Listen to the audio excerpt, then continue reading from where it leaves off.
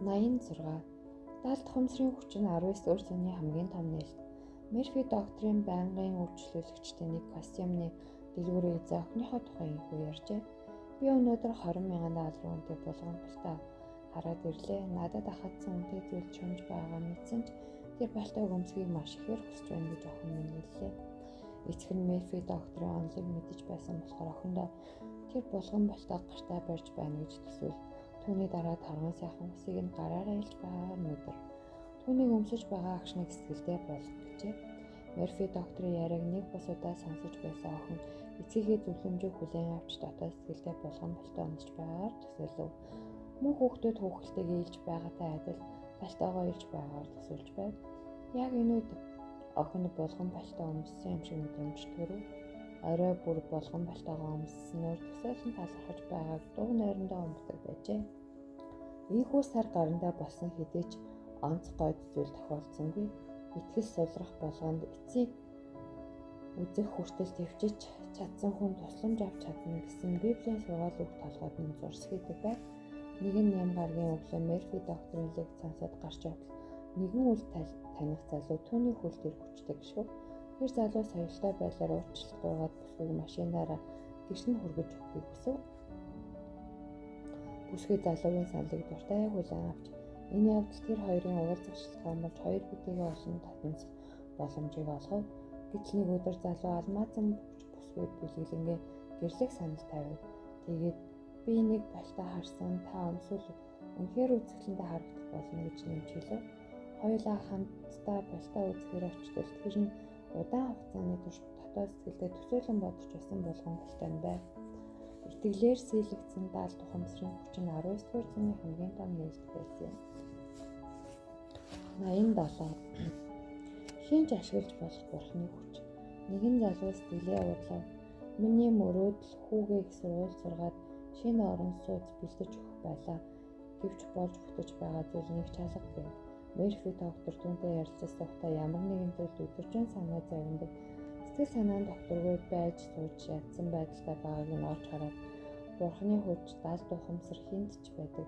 Тэр хүчин тайван амгалан байдалд автахад ухамсараар дамжин гарч ирдэг.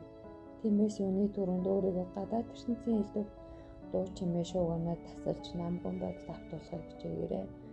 Тэгээд альва зүйлийг сөрөг талаас нь хардаг зуршлаа орхих хэрэгтэй гэв. Залуу орой бүр Мерфи докторийн зөвлөсний дагуу нам гүм чимээгүй орчинд анхаарлаа төвлөрүүлж байгаад хязгааргүй оюухан миний төлөө замыг минь нээж өгч байна. Би эдийн засгийн хувьд хамлуун болж аз жаргалтай байна. Бурхан хүүг минь их сургуулийн боловсрол эзэмшигтэн тусалж байна. Элбэг дэлбэг хангалуун амьдрал над дээр цасан дуран гадал асгарч байна гэж залбирдаг болов. Хэд хоногийн дараа гинт өмнө ажиллаж байсан компани захиралтайгаа уулзмаар санагдаад зорж очив. Захирал нь түүнийг өндөр цалинтай ажилд оруулахдаа амлахын чацуу үйлдвэрийн ойролцоохоо өөрийнх нь мэдлэлд байсан байшинг маш хэм үнээр шилжүүлж өгөхөө амлав. Тун нудлгүй орон байрны асуудал нь хялбархан шийдэгдэв. Цалин хүсн байнга өсч хүүгийг сургууль сурах гэсэн хүсэл мөрөөдөл нь ч биелжээ. Энэ бүхэн түүний дотоод сэтгэлээсээ хариултыг гаргаж ирсэн итгэж залбирч чадсны үр дүн юм. Бүхнийг чадагч даалт ухамсар нь хүн бүрд оршиж байдаг. Гадаад ертөнцийн элдв саад дотгор дуу чимээг таслан зогсоож чимээгүй нам хүмүүний дунд бодлоо төвжиж даалт ухамсарын үйлдэлийг эхлүүлэх хэрэгтэй. 88. Нам гүм анир чимээгүйгээс их хүч. Нам гүм анир чимээгүй байдал нь сэтгэл санааны тайвшрал юм. Нойр биений ядаргааг тайлж шинэ хүч өгдөгтэй адил амар амгалан байдал нь хүн ба даалт ухамсарыг холбож сэтгэл санааг амраа хямраг сэргээж өгдөг. Эмерсон бурхны шинээг согносхын тулд нам гүмийн дунд чимээгүй бай гэж хэлсэн байдаг. Эмерсны хэлж байгаа бурхан даалт ухамсар юм. Энэ бурханд чанга дуугаар үг хэлэх шаардлага огт байхгүй. Нам гүмийн дунд анир чимээгүй байх цаг гарахгүй бол дотоод сэтгэлийнхаа дуу хоолой сонсч чадахгүй. Нам гүм гэдэг нь таны анхаарал сарних бус нэг зэг төвлөрч даалт ухамсарын хязгааргүй чадвар хариу үйлдэлийг нь чагнах өөрийн зорилго хүсэл мөрөөдөлтөд даалт ухамсартай суулгах анир чимээгүй давцсан юм. 5 метр хүйгээ орчлон хорвоогоос тасалж нам гүм анир чимээгүй думбаарай. Таны хүсэл мөрөөдөл шин санаа оноо боддоор хэрэгжиж байгаагаар бясалгаарай. Энэ бясалгалыг байнга давтах тусам сайн намгүй манер чимээгүй байдал танд шин санаа хязгааргүй их оюун ухаан зүүн бэлгийг өгч тэр шин санаа боддоор хэрэгжих үйц төгс төлөвлөгөө гаргадаг. Та боддоор бисэн хүсэл мөрөөдлөхөө хамт баяр баясгалан мэдрэх болно. Нэгэн ээж Мерфи доктор дүүх сонсдгүй хүүхдүүдээс болж зовж саналж байгаагаа тоочов. Мерфи доктор тэр эмэгтэйд өглөө бүр Библийг уншсны дараа нүдэн ханаад эргэн тарнаасаа өөрийгөө тусгаарлаж залбирч байхыг зөвлөв. Үнэн дээр тэр бүсгүйд ганцаараа амир чимээ үндэн залбирах шаардлага байсан. Бурхны хязгааргүй хайр бодол, хязгааргүй мэдлэг, ухаан төгс нэгдлийг бодож хүрээлэн буй хүүхдүүдээсээ ирж буй зөв энерги, хайр, эрх чөлөө, баяр баясгалан мэдэрч тэр их хайр сэтгэл санааг нь дүүргэж хүүхдүүд нь зөв орчинд зөв төлөвшөж байгаагаар төсөлж чин сэтгэлээсээ амир чимээгүй бясалгадаг болов. Бүсгүйд одоо сэтгэл санаа, оюун ухааны амар амгалан эрх чөлөө, баяр баясгалан эргүүлэн олж авч чаджээ. Гэр бүл нь амар амгалан баяр баясгалангаар болох болов. Намгүй манер чимээгүй дунд бясалгаарай. Намгүй байдлын асуудлыг шийдэж өгөх болно. 89 зуршил болон зан чанарын илрэл. Библиэд бусдаар хүндлүүлэх гэж байгаа бол өөрөө эхлээд хүндэл. Матай ном 7 дугаар бүлгийн 12 дугаар ишлэл гэсэн алт шиг сайхан үг бий. Мөн шүүмжлэхийг хүсэхгүй байвал бусдыг шүүмжилсэн хэрэггүй гэсэн үгч бий. Нэгэн компанийн нарийн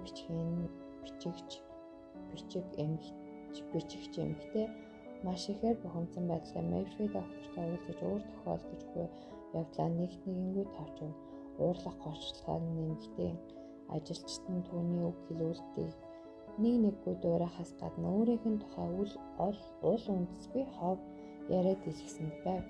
Мерфи доктор тэр бүсгүй ажигласны эцэст бүсгүй өөрөө зэрэгтэй албан тушаалаар бага эмэгтэй ажилчид маш их бардам зан гаргаж харилцаад төвөгтэй болдгийг мэдв. Доктор нарийн бичиг бүсгүй даалт ухамсарын хуулийг тайлбарлаж өгөв. Өөрийн үг хэл үйл хөдлөлийг ухамсарлан бүсгүй даалт ухамсарын хууль дүрм зүй тогтлыг олгож дараах байдлаар тогтмол залбирч өөрийн туршлаа болгов. Би бүхнийг хайрлах сэтгэлдээ амар амгалан эрх чөлөөс олгож үг хэллэг үйл хөдлөлөө хянаж эхэлсэн. Намайг шүүмжилж ор үндэсгүй цуу яриад дэлгдэг эмэгтэй ажилчдаа одооноос эхлээд хайр эрхчлээ амар амгалан эв нэгдэл найрсаг байдлыг үзүүлж болно. Намайг сөрөг байдлаар хариу үйлдэл үзүүлэх бүрт даалт ухамсар минь эв нэгдэл эрхчлөө эрүү сэтгэлгээ би хэмэх бодын төлөө дахин нэг бодож үзээд үг хэлж үйлдэл хийгээрэй гэж сануулах болно. Би дотоод сэтгэлдээ байнга сонсдог туршилтаа болсон. Түүнээс хойш байгууллагын эмэгтэй ажилчид дундаас түүнийг дарч доромжилж байсан хормоо ховжив ор мөрвээ алга болсон гэдэг даалт ухамсар дуу хураагчтай адил учир таны зуршил болсон бодлыг яг тэр хിവэр нь боддоор хэрэгжүүлж чадварыг агуулсан байдаг. Нэгэн ажилчны гомдол. Даалт ухамсар заавал хувь хүний сэтгэл санааны ухамсартай үйлдэлээр нь дамжиж чадвараа ил гаргадаг. Өөрөөр хэлбэл таны бодож мэдэрч байгаа бүх зүйл таны бодит байдал болон илрэх болно. Тиймээс бид бодох, мэдрэх зүйлдээ анхааралтай хандах ёстой. Гин шалтгаан шууд энэ юм. Нэг өдөр борлуулагч залуу намайг хайж ирээд дэд захиралтайгаа хамт ажиллах маш хэцүү байгаагаа ярив. Борлуулагч залуу тухайн байгууллагад 10 гаруй жил доктортой ажилласан ч тушаал төвчж байсан удаагүй. Удирдлаганд хийсэн зүйлүүдийг нь бараг оошоодгүй учраас урамгүй байдаг тухайгаа нэмж хэлв. Тэр өөрийнхөө борлуулалтыг үзүүлсэн ба бусдаа харьцуулахад маш сайн байв. Түүний яриагаар дэд захирал нь түүнд дургүй учраас борлуулалт ашиг орлого нь үл таамсарлагддаг. Тиймээс дэд захирлынхаа тухай байнга сургуур бодож дотроо бухимдаж явдаг байв. Тэр байнга л дэд захирлаа муулж үзий ядаж өөртөө ярьдаг байв. Дотоод сэтгэлтэйгээ ярьсан яриа бодсон бодлон бодит байдал дээр заавал биелэлээ олох нь мэдээж шүү дээ. Борлуулагч залуу дэд захирал руугаа чулуутсан сөрөг үг, уур бухимдал эсэргээрээ өөр дээр нь буцаад унаж байсан юм. Өөрөөр хэлбэл өөдөө шидсэн чулуу өөрийн толгой дээр гэдэгтэй адил. Тэр нь борлуулагч залуугийн дутагдал байсныг олгов. Дэд захирлыгаа харааж загнахын оронд эрүүл мэнд болон амжилт сэтгэлийн амар амгалан болон аз жаргалыг хүссэн залбирдаг болов мөн унтахынхаа өмнө өөрийгөө дэд захирлаасаа магтаал сайшаал авч байгаагаар төсөөлөн боддог болов тэр аажмаар бодож төсөөлж байгаа зүйлээ үнэн бодит гэж мэдэрч дэд захирлынхаа гарын халуун элчийг мэдэрч түүнийг магтаж байгаа дуу хоолойг сонсч дэд захирлын түүн рүү хараад инээн сэвлэж байгааг харав. Түүний бодол нь даалт хомсорч цуугдаж маш энгийн байдлаар илэрч байв. Дэд захирлын түүний чадварыг хүлээн зөвшөөрч 100 гаруй ажилтныг удирдах багийн ахлагчаар тамилснаас гадна цалин нэрс нэмэгджээ. Таны сэтгэл нь бүтээх чадвартай дамжуулагч юм. Бусдыг бодох таны бодол болон мэдрэмж нь та адилхан биеэрээ мэдрэх болно. Хэрэн нэг уучлах сэтгэл нь ач хивээлийг авдаг. Жилийн өмнө таны гар гэмтэж асар ихээр өвдсөн гэж бодоорой. Гэтэл одоо өвдөхгүй байгаа. Яагад гэвэл байгалийн амтан учраас ихтлэгийн тэр шарахыг эдгэж өвдөлтгүй болгосон. Хэрв хэн нэгэн таны сэтгэлийг шархлуулж худал үгээр гүтгэн дарамжилж нэр төрхтэй бутаах үйлдэл хийж элдв янзаар хараан загнасан гэж бодоод үзье. Тэр хүний тухай бодонгод сөрөг сэтгэл төрж байгаа үстэй. Түүний хэлж байсан үгийг бодохоор дотор харанхуйлах шиг болж байна уу? Энэхүү жигшил зөвүүлслээс та болон таны дотоод сэтгэл сүйдэх болно. Нэг үгээр үрд мөнхийн өвдөлтийг сэтгэлдээ тээж яваатай адил юм. Биеийн өвдөлт удаа үргэлжлэхгүй эдгэрдэг. Эдгэрх нь тухайн хүнээс шалтгаалдаг. Та эдгэрнэ гэж бодвол эдгэрнэ. Яагад гэвэл таны бодолд даалт ухамсараар дамжин илэрх учраас тэр. Гэт сэтгэлийн шархаарлахгүй удаан байдгийн учир юу вэ? Та өөрийгөө хэтэрхий өмөрч бусдыг уучлахгүй гэсэн сэтгэл агуулж байгаа учраас тэр юмаа сайн бодоод үзээрэй. Таны бодол болон харахгүй хариу үйлдэл сэтгэл хөдлөлийн эзэн өөр хүн биш та өөрөө шүү дээ. Та сэтгэлдээ шарахгүйгээр зөв явбал шарах тогтох нөхцөлж бүрдэхгүй. Та сэтгэлдээ шарахахгүй гэж хичээгээд байхад сэтгэл рүү ус цацдаг хүн байвал тэр хүнд сайн сайхныг өрөөж залбираарай. Энэ эцсийн үр дүнд өөрийнхөө төлөө залбирч сайн сайхныг өрөөж байгаа хэрэг юм. Хүн бусдыг жигших сэтгэл нь та өөрийгөө жигшиж байгаагаас ялгаагүй юм. Бусдыг уучлах чадахгүй байгаа сэтгэл өөрт мөн хөвтгөх шарахыг өөртөл амьдрахтай адил юм аа. 92 2 удаа уучлах хэрэг байхгүй.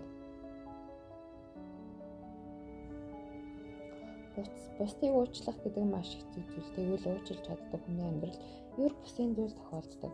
Харин яг одоо бусдыг уучлах арга барилыг хэлж өгье. Юуны өмнө сэтгэл дотор хайц төвшүү докторгүй байдлаа даран тайван байлга. Тэгээд докторгүй ертөнцийн зүй доктор мөн чанарын тухай бясалгаж дараах байдлаар магтан сайшаарай. Би А болон Б-г уучлах болно. Би урд өмнө болж байсан бүх зүйлийг ортоос мартах болно. Би эрхчлөөтэй байдагтай адил тэр ч эрхчлөөтэй. Би өнөөдрөөс эхлэн намайг гомдоож байсан бүх хүнийг бүх муу мухай дурсамжуудыг мартаж бүгдийг уучлж байна.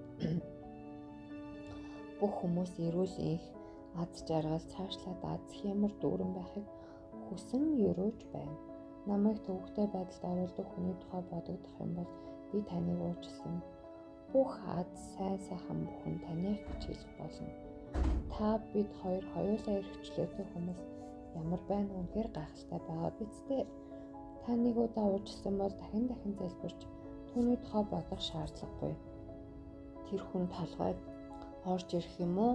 Урд өмнө хэлж байсан үг үйлдэл бодогдонгууд энгийнээр түүнд аз жаргал сайн сайхан бүхнийг хүсье гэж хэлж байгаарай. Нэгэн удаа уучлсан хүнээ дахин сэтгэл дотроо хадгалах хэрэггүй. Дахин уучлах шаардлагагүй. Өдөр хоног өнгөрөх тусам тэр хүний тухай бодол дурсамжууд орж ирэх тоо багасаар нэг л мэтгэд ор тас марцсан байх болно. Бүх зүйлийг уучлж үзэн ядах дургуйцах зүйлгүй болох агшинд сэтгэлийн амар амгалан тайван байдал бий болж тэр цагаас эхлээд сайн сайхныг гялалцсан амьдрал чинь эхлэх болно. Бусдыг уучлах гэдэг нь түүний сэтгэл дотроосоо чөлөөлсөн явдал юм. 93 архинд донтогч баяжсан тухай яриа.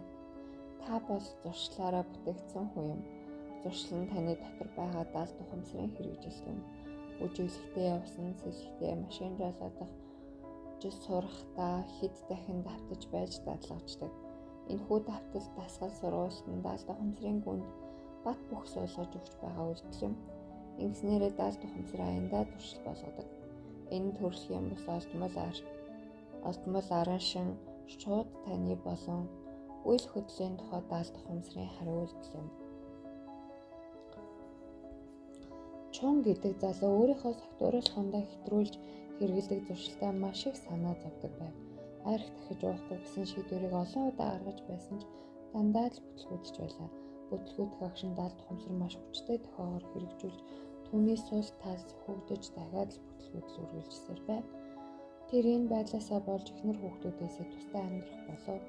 Түүнтэй ярилцаж үзсэн Мерфи доктор ингэж хэлв. Юуны дөрөнд архинаас гарах гэж дэндүү хичээгээ болоорой. Дэмий дотоод сэтгэлдээ зөрчил үүсгэж байгаа юм. Бүх зүйлийг зөндөр нарах сэтгэл санааны түшүүртэй байдлаа намдаж биеэ сулж зүрмүүлэх байдалд ороод өөрийнхөө хүсэл биелж байгаагаар төсөөлж бодоорой. Тэр даал тухамсарт итгэж даатгах аргыг зааж өгөв. Охин нэцгийнхээ архинаас гарсанд маш ихээр баярлаад аава та гэртээ байгаа болохоор маш сайхан байна гэж хэлж байгаагаар төсөөлөн бодов. Мөн сэтгэл төвшөх үедээ нэмсэглэл тодруулсан охин болон халуун дулаан уур амьсгалаар бүрдсэн орон гэрээ төсөөлөн бодов. Ийхүү ааж мажмар түүний даал тухамсар шин дадал зуршил бий болж байв. Арх ууж байгаа дүр төрхөөс аз жаргалтай гэрээ эзний дүр төрхөөр дотоод сэтгэлдээ байр сууриа эзэлж байлаа. Тэр хизээнээс ч бүү мэд архинд дондох байдлаас гарч гисэн халуун дулаан ив тэмжинтэй гэр бүлдээ иргэн ирсэн байв. Улмаар энэхүү арга бизнестэй хэрэглэж олон зуун тэрбумын хөрөнгөтэй компани эзэн болж чадсан юм. Таны өнөөдрийг хүртэл биедээ дадал болгосон зуршлууд уул аваад болсон байгаа. Зуршлын даал тухамсараар дамжиж хэрэгжиж байдаг учраас өөрийнхөө зуршлыг өөрчлөхийг хүсвэл эхлээд зуршлыг бий болгохч хүчин зүйлийнхээ хүрээг өөрчлөх хэрэгтэй. 94. Муу ёрын зүйлсийг үл таамсрал. Компанидаа нэлээд сайн гэгдэх борлуулалтын менежер Брук соёлын сүүлийн 3 сарын хугацаанд нэлээд хүнд уналтанд ороод байлаа. Буц боловч борлуулалтын гэрээ хийгдэж дууссан гарын үсэг зураг хамгийн сүүлчийн шатанд хөгжүүлсэн. Тиймээс өөрийг нэг л муу ёрын зүйл дагаад байна гэж бодголоо. Мерфи доктор түүний яриаг сайтар сонсоод дараах өмнгийг олж мэдэв. Брук 3 сарын өмнө гэрээнд гарын үсэг зурна гэж амлалт өгснөө мартаад явж гисэн нэгэн шүдний эмчэд бухимдаж түүний байнг хараа илүү муугаар хэлж дургуутдаг байв.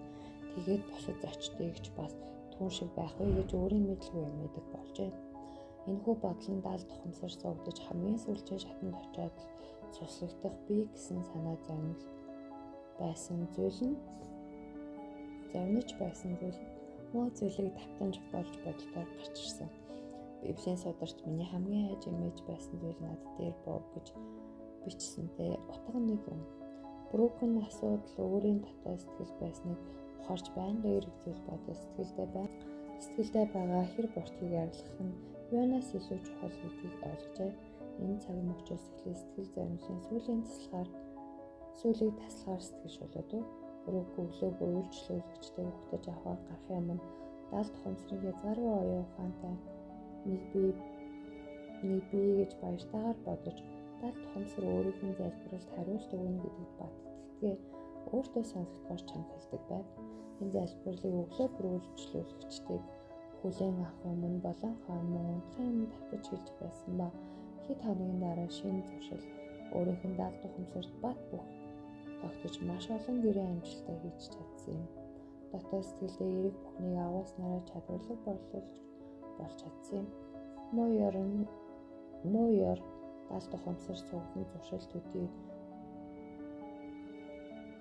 Муу ёр даал тухамсар сувган зуршил төдий зүйл. Даал тухамсар шинэ зуршлыг суулгаж өгөх юм бол бид муу ёрын зүйлээс амжилж чадна. 95. Өөрөө бүтээсэн сэтгэл зүйн шорон. Арх согтууруулах хундаанд дандсан хүн өөрийгөө дэндүү дорд үзэх, нийгэм тасан цацгаа болгох сэтгэл готролд орох, бусдад өшөөрөх зэрэг үйлдэл гаргаж байдаг. Тэдний арх уухгүй байхаа аргагүй шалтгаан маш олон. Тэр дундаас хамгийн том шалтгаан нь өөрсдийнх нь даалт ухамсарт байдаг.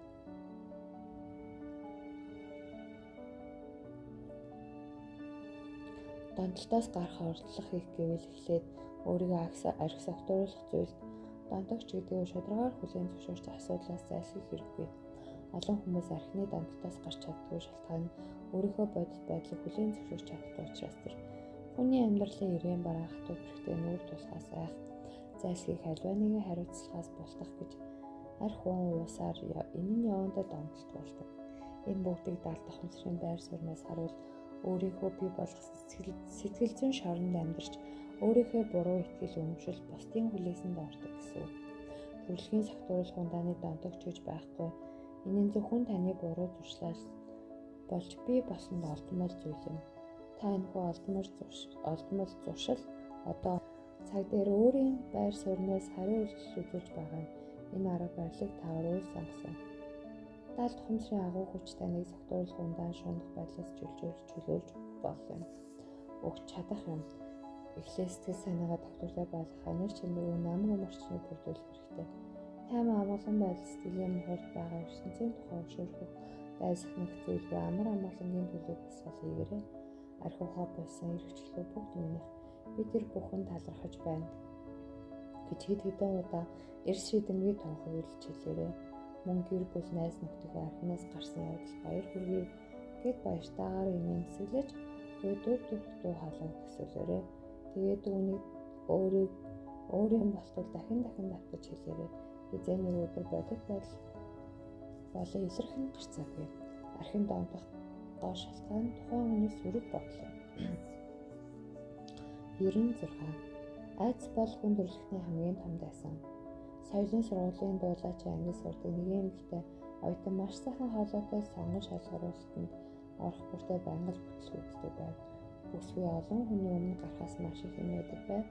Сэтгэлээ талаас нь авч үзвэл даалт ухамсартай энэхүү айдсыг бий болгохыг тушаасан ба даалт ухамсар нь тэрхүү тушаалыг боддоор хэрэгжүүлж түүнийг дандаа бүтлгүй байдалд оруулж байв.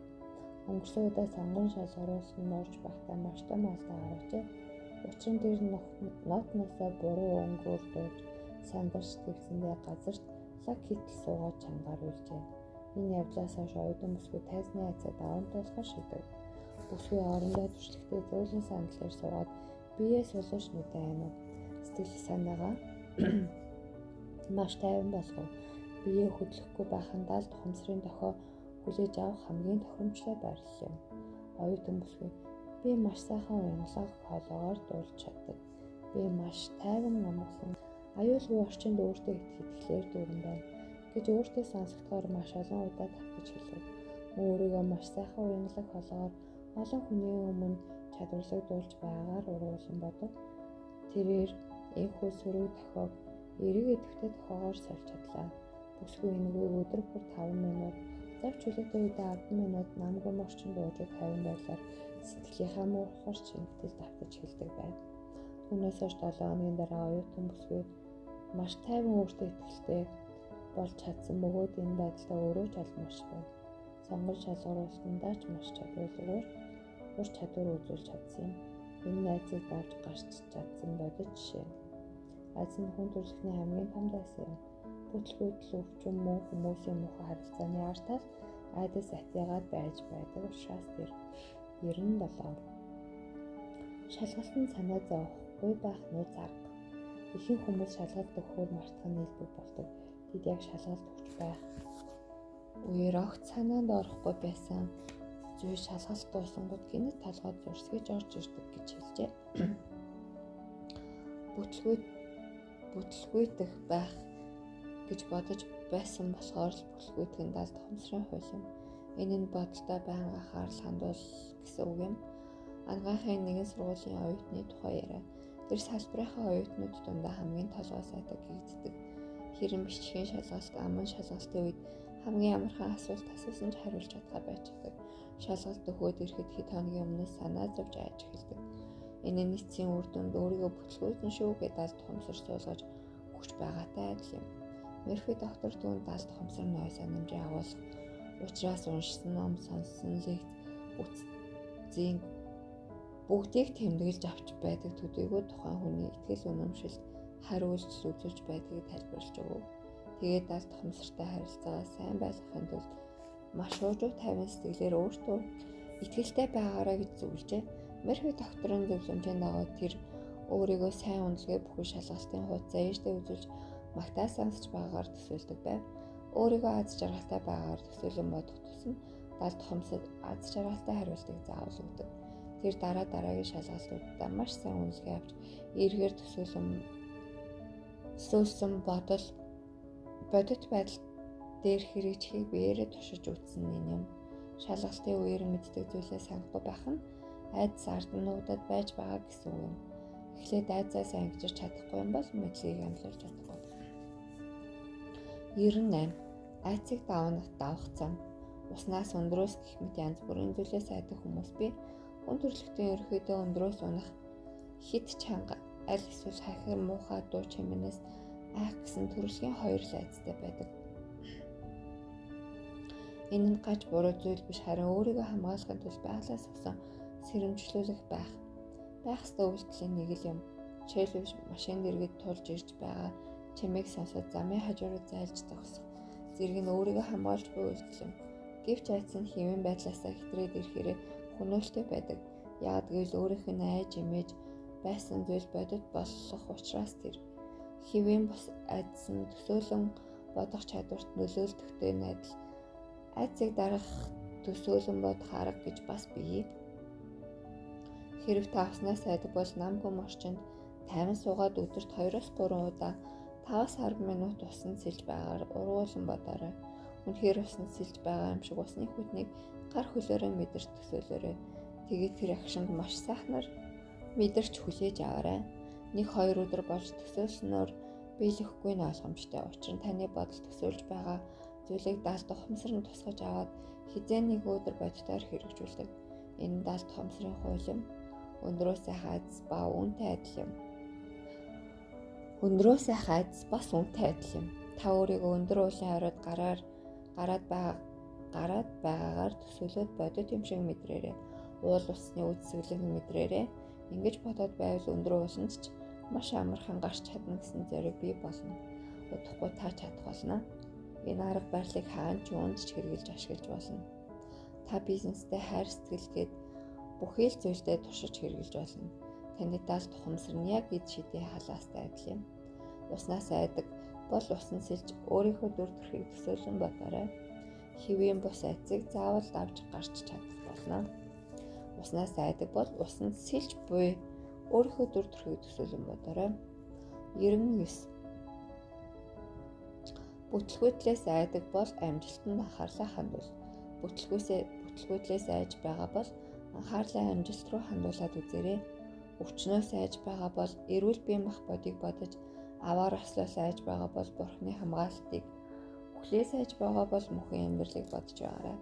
Та айж имэж байгаа зүйлээ хүсэж мөрөөдөж, буй зүйл рүү өөрчлөхөд болно. Өвчин тусгаар эрүүл байхыг хүсэж, айдас гэдэг шоронд сууж байгаа бол эрх чөлөөгөөр сольж, уналтыг итгэл найдвараар өөрчлөөрэй. Сайн зүйлд анхаарлаа хандуулбал даалт ухамсар нь байнга танд сайн л хариулт өгдөг болно. Энэ нь гарцаагүй үнэн юм. Ядуу оюутан эдийн засгийн хүнд байдал байсан болохоор байнгын сургалтын төлбөрөөс болж сургуулаа төгсөж чадахгүй байх вэ гэж санаа зовдөг байв. Энэ санаа зовнилоос болоод хичээлээ жолигтой хийж чадахгүй байгаа түнээс би ирээдүйд ямар хүн болохыг хүсэж байна гэж асуув. Тэр англи хэлний судлаач эрдэмтэн болохыг хүсэж байгаагаа хэлв. Тиймээс түнд өөрийнхөө лекц орж байгаа дүр төрх, өөрийнхөө судалгаа хийж байгаа дүр төрх, гадаадд суралцж байгаа дүр төрхийг төсөөлөн бодож санаа зовоосон асуудлуудыг нүдний өмнө харагдахгүй болтол сайн сайхан зүйл бодохыг санал болгов. Ялангуяа номын өргөөгөөр том